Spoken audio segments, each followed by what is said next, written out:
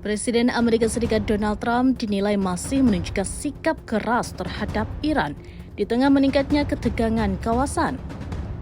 Sinyal tersebut terlihat dari pengerahan berkelanjutan kekuatan militer Amerika Serikat di Timur Tengah yang mengarah pada kemungkinan operasi militer.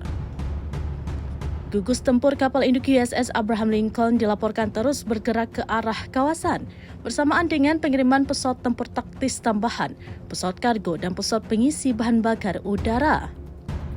Pelacak penerbangan daring mencatat jet tempur F-15 Strike Eagle bersama pesawat pengisi bahan bakar KC-135 Stratotanker lepas landas dari Inggris menuju Timur Tengah.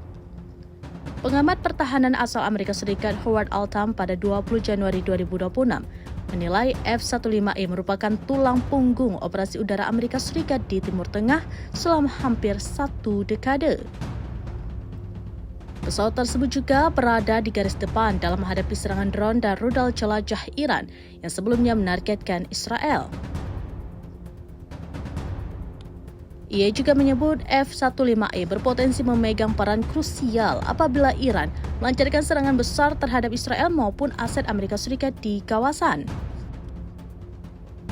Selain itu, terpantau pula peningkatan pergerakan pesawat kargo C-17 Global Master 3 yang mengindikasikan persiapan logistik dalam skenario operasi lebih luas.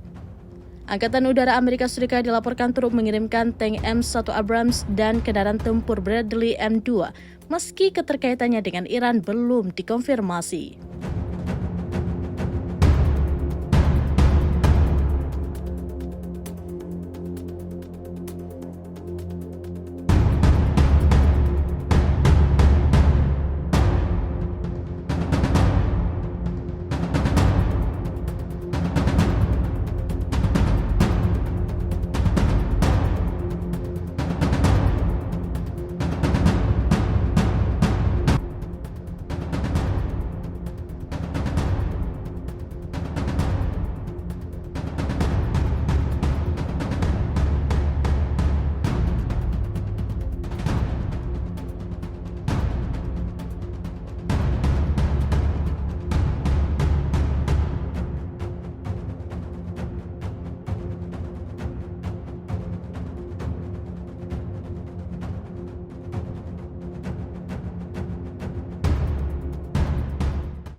Download Tribun X sekarang, menghadirkan lokal menjadi Indonesia.